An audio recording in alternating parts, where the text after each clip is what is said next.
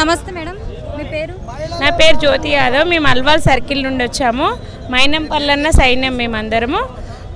రేవంత్ అన్న మాకు ఇన్ని రోజులు ఒక 5-6 ఇయర్స్ రేషన్ కార్డు లేవు మా ఏరియాలో. రేవంత్ అన్న వచ్చినాక రేషన్ కార్డ్స్ కూడా ఇష్యూ అవుతున్నాయి. ఎవరికైతే ఇల్లు లేని వాళ్ళకు మరీ సర్వే చేసి ఎవరైతే పేదవాళ్ళు వాళ్ళకి ఇల్లు కూడా శాంక్షన్ అవ్వడం జరుగుతుంది.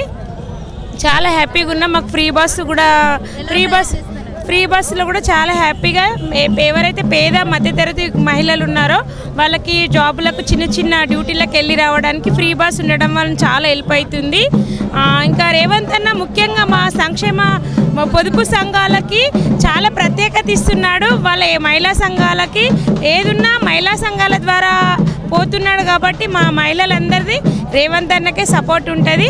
జై రేవంత్ అన్న, జై మైనంపల్లి హనుమంత్ అన్న. మళ్ళీ కూడా రేవంత్ రెడ్డి గారు వచ్చే అవకాశం ఉందంటారా? 100% ఎవరికైతే ఇప్పుడు ఇందిరమ్మ సర్వే అవుతుంది కదా, ఎవరైతే లేని వాళ్ళకు సర్వే చేసి వాళ్ళకు అన్న సర్వేలా ఎవరైతే ఉన్న వాళ్ళకి తీసి లేని వాళ్ళకి ఇస్తుండు కాబట్టి లేని వాళ్ళకి ప్రత్యేకత ఇస్తుంది కాబట్టి మళ్ళీ రేవంత్ అన్న వచ్చే అవకాశం ఉంది.